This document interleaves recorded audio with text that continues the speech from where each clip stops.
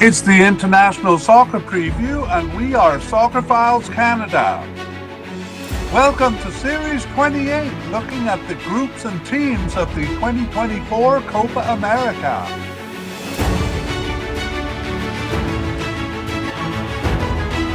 This episode is looking at the players of Bolivia.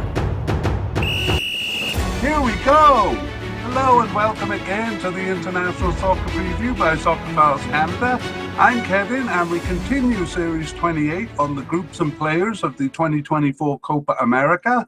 This episode covers Bolivia's players and is in fact part 2 of the Player Mediacast. Here we look at the selections. In part 1, we made a list of the candidates and introduced them and their likelihood of making the squad. There is a link to that, part 1, in the show notes. Here in part 2, the episode will be divided into 3 sections. In section 1, we'll take a quick look at their preliminary squad and their warm-up games. Section 2, the main part of the media cast, we look over the list we compiled in part 1 to see who made it and who didn't. And in section 3, we summarize surprises in the selections and review injuries. Let's begin then with section 1. And talk about their preliminary squad, or how the squad shaped up here. Bolivia released a 31-man preliminary squad. That was first published on June 2nd. A bit odd there, it was 29 players plus 2 invited players.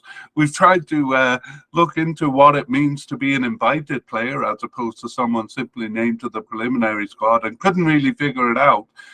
So maybe we'll just think of it as 31 players. We will mention, though, which players were the invited ones. On that preliminary squad, one player declined the invitation, and so another player was brought into the preliminary squad, so it remained at 31 players. That means they had to cut 5 to reduce it to the requisite 26 players, and after it was reduced, that final squad announced on June 17th, there were no changes after that, so no late replacements there. Let's take a look at their warm-up games. So as we mentioned in part 1, they had 3 games. We're not so much interested in the result there, but just out of interest, we'll say that they lost all 3 of them. The first one, a 1-0 loss to Mexico on May 31st. All 3 of these games played in the USA. The second, a 3-0 loss to Colombia, and the third, a 3-1 loss to Ecuador. So not looking that good going into the tournament for Bolivia. But we're more interested in the lineups of those tournaments. And in general, we'll just say that we see more of what we saw in the games leading up to the Cup. Again, we remind you that the manager was changed for the November game, so he had the 2 November games and the 2 March games. But what we saw from him was kind of similar from what we saw from the previous manager, perhaps to a slightly lesser degree, of just using different players all the time. And I'm afraid that's what we see in the 3 warm-up games too. For instance, in the midfield, there are basically 7 midfielders being used, or 7 positions available. And 6 of them are played by different players. So a couple of times we get players playing twice. I don't think we have any players playing 3 times. In terms of formations, it was a 4-2-3-1 formation in the first game, a 4-1-4-1 in the second game, and a 3-1-4-2 in the third game. So there too, we're seeing a variety of formations used, kind of unsettled there, but we will mention the players as we go through the candidates, and that does move us on to section 2, the main section, where we look at the list that we compiled in part 1 and tell you who made it and who didn't. So manager Antonio Carlos Zago was not replaced or anything before the tournament began, so we'll call him a selection there. And I thought I had something to say, but I don't know what it was. I'll just move on to the goalkeepers then. And we had a definite candidate in Guillermo Vizcarra, who was selected for the squad. No likely candidates, or no candidates coded as categorized as likely for us. We had two, though, at the portable level. First of all, the veteran Carlos Lamp, who was selected. But the other one, Bruno Poveda, was not selected, and nor were any of the ones below. We speculated that they might bring back someone who had been off the squad, but they didn't. Instead, they introduced a new candidate. So we have a new candidate, Gustavo Almada, selected for the squad. And since we didn't meet him in part one, we'll just introduce him quickly here. Almada is 30 years old, but no caps for Bolivia. He got his first appearance in June of 2024. I guess that would be May 2024, May 31st. Because he didn't start any of the remaining 3 games, but he was on the bench for all 3 of those, and he plays in Bolivia, Gustavo Almada. So a new candidate there. We'll have a couple more down the road. Let's look at the warm-up games for goalkeeper. We have Carlos Lamp playing in the first game, but then Vizcarra playing the second and third games.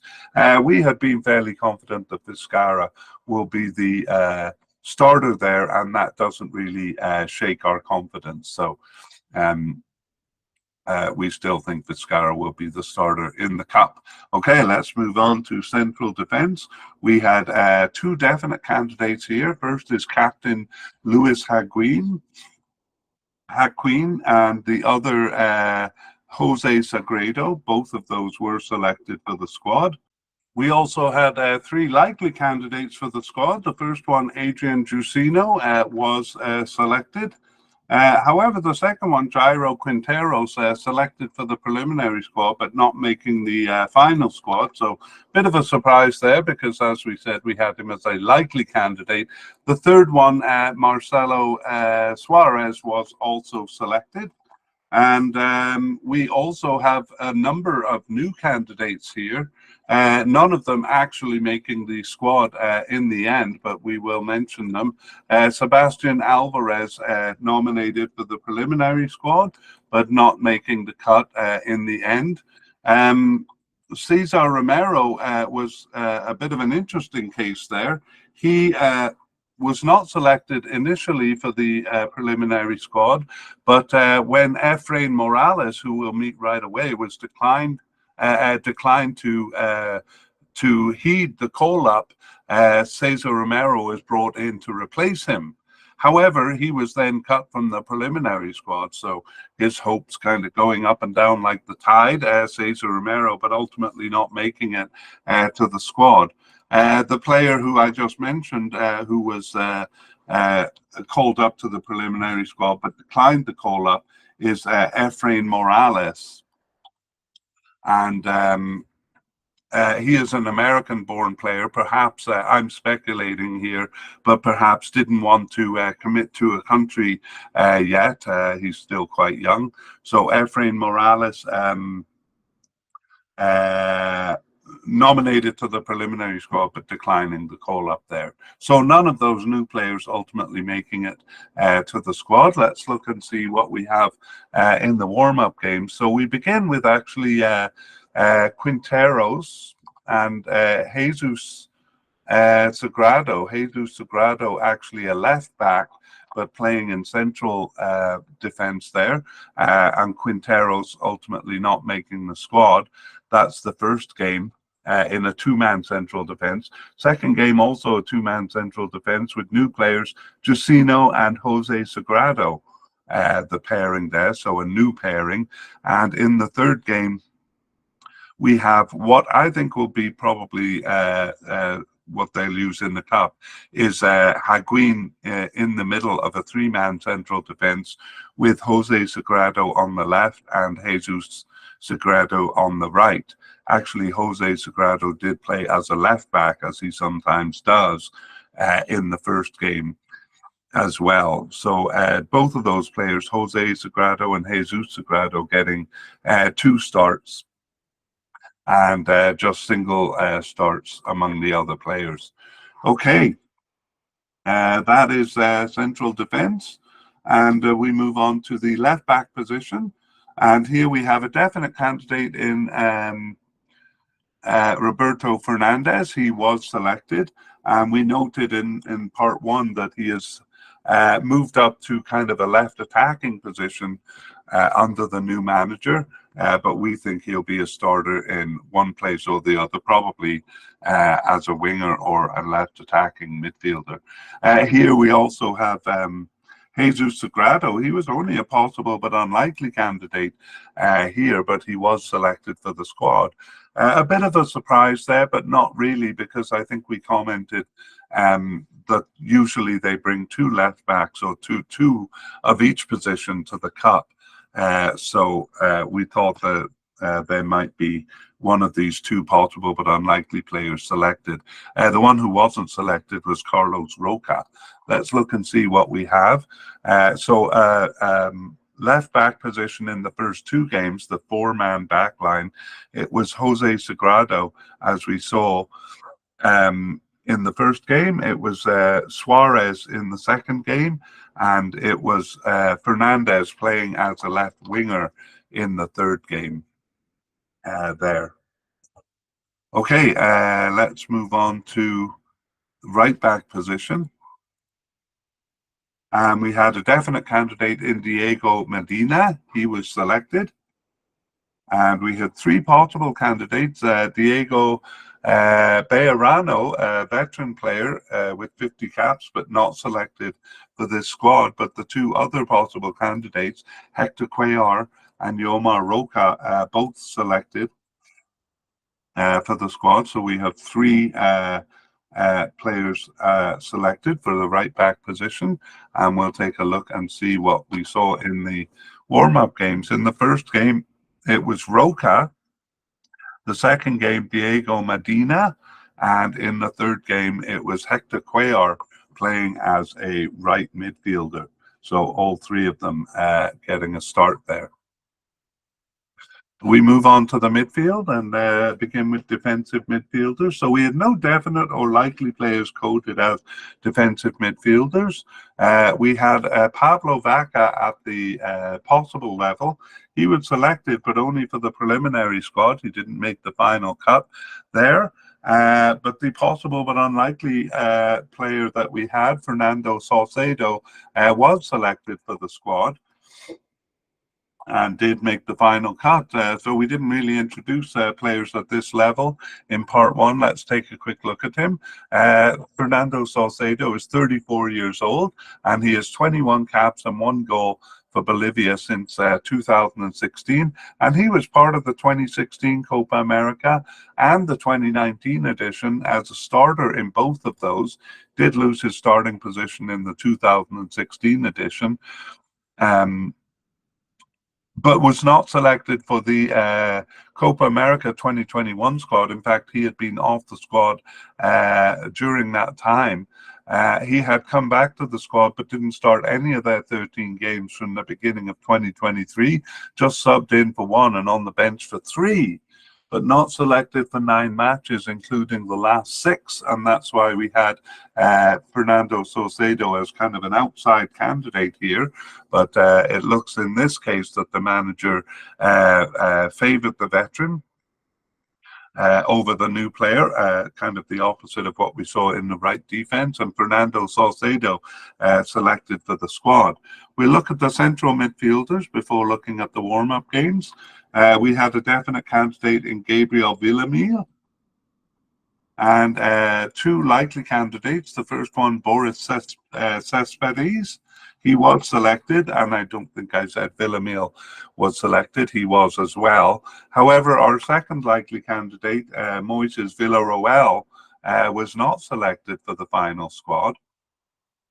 Instead, both of our possible candidates were selected, Lionel Justiniano and Robson Mateus, or Robson Tome, he seems to go by both names there, was selected. None of our players below that were selected, including the brother of Diego Bejarano. Danny Bejarano was a possible but unlikely candidate, but neither of the brothers were selected there.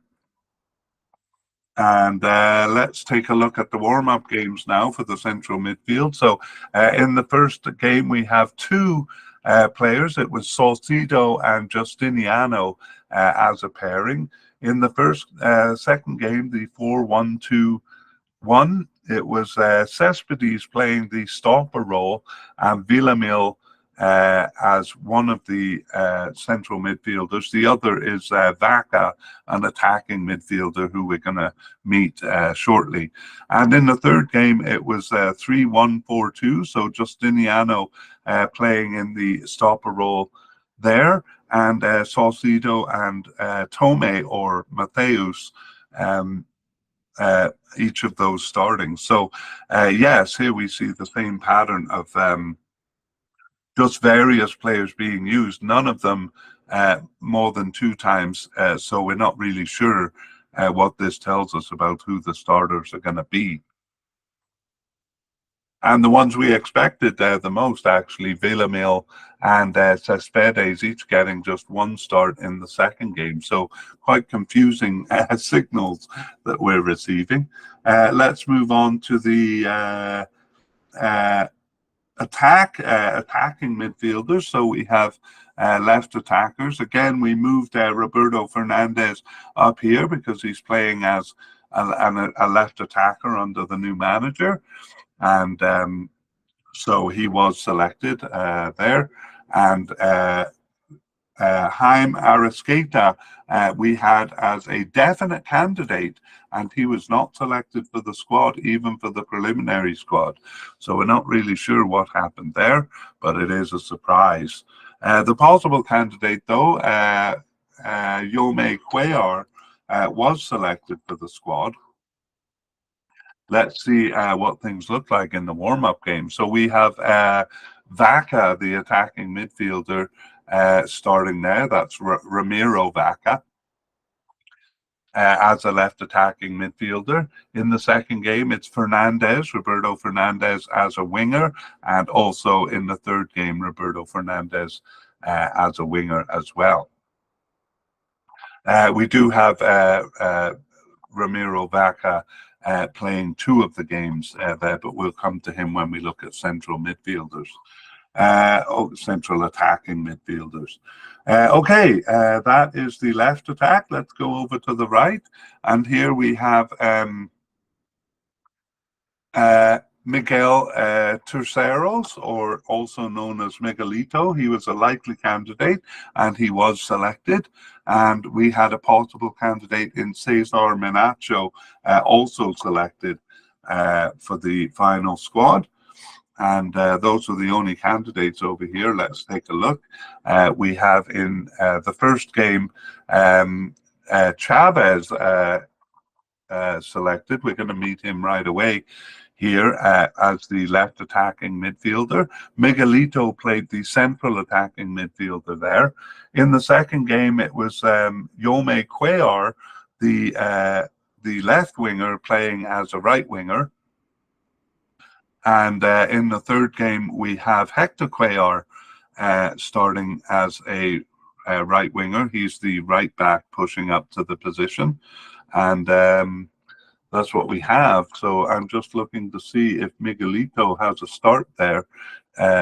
Yes, as I said, just one start in as a central attacking midfielder.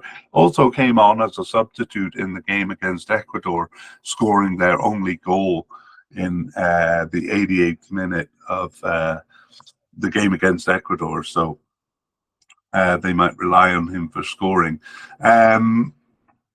We also have Cesar Menacho starting as a forward, which I'll talk about soon. But let's move up to the central attacking position. And here is where we find Ramiro Vaca as a likely candidate. He was selected. We had two possible candidates. Neither of them were selected, but our possible but unlikely candidate, Lucas Chavez, was selected for the squad. And let's just quickly introduce him because we didn't say much. He's 21 years old, one cap for the national team since 2023, and he plays for Bolivar in Bolivia. We had him as a likely or unlikely candidate because he got his first appearance in March 2023. He did start one game and was on the bench for 5, but he hadn't been selected for 7 matches, including the last 4. So kind of made a comeback onto the team. Here too, we have a player not new. He was kind of on our list. I think I said in part 1 for several positions we had players that we weren't going to put on the list because they seemed too far off the squad. And for attacking midfielder, we have one who did make the squad. So that is Adelaide Terrazas. And we'll introduce him here because he was selected, surprisingly. He is 24 years old with no caps for the national team. His whole career has been in Bolivia, currently with Always Ready in Bolivia. And he got his first appearance in August 2023 and hadn't started any of their matches of their remaining 9 matches, but he was on the bench for 1 and then disappeared for the last 8 matches. So we kind of thought he was quite far off the team, and yet here he is selected, Adelaide Terrazas. Okay, let's go to the warm-up games, and we see Miguelito starting as the central attacking midfielder, even though we have him coded as a right attacker. In the second game, the position doesn't exist, but we do see Vaca as, I guess, kind of a central attacking midfielder, more of a central midfield. And in the third game, we have the position not really existing, again, kind of central midfielders playing the role there, and none of our players here showing up in the third game. Okay, so again, it's very confusing for Bolivia. We move on to our last position, the forward line, and we had 2 likely candidates in Carmelo Algaranaz, who was selected, and Rodrigo Ramallo, also selected. We had 2 possible candidates, Henry Vaca and Jair Reynoso. Neither of those were selected. However, one of our 2 possible but unlikely candidates was selected, not Victor Abrego, but Bruno Miranda, surprisingly selected. So we'll introduce him too, because we didn't go into detail on these players. He is 26 years old, Bruno Miranda, with 16 caps and 2 goals since 2016, and he plays for the strongest in Bolivia his whole career. No, at the beginning of his career, he actually spent a bit of time in Chile and was loaned out to teams in the US. But recently, in recent years, he has been back in Bolivia.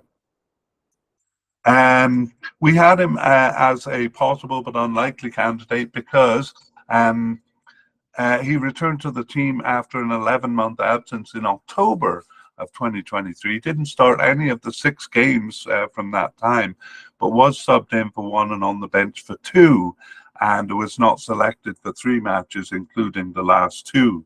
So I think we actually might have said he could be a possible candidate with that record, but he's just been in and out of the team so much. He's never actually been selected for a tournament, despite being with the team since 2016. So we had him as possible but unlikely, but it looks like we were wrong, and he was selected. We also have a new candidate here. That is Moises Panagua. But he was just selected for the preliminary squad. He was one of the players specifically listed as invited, and he was kind of off the preliminary squad because it said one of his parents failed to obtain a US visa in time for the competition. That might have something to do with the fact that he's 16 years old, so perhaps has to travel with his parents. But it kind of feels like they're throwing the parents under the bus here. I wonder if they had even time to get a visa, given that he had been completely new to the squad, probably an unexpected selection there.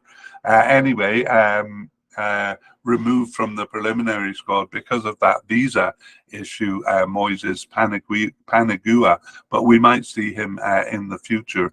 Again, just 16 years old. Okay, that completes our look at the players, but we will go and look at the warm-up squad for the forwards. And here we have a bit of consistency in that the first two games was started by Algaranes, our likely candidate.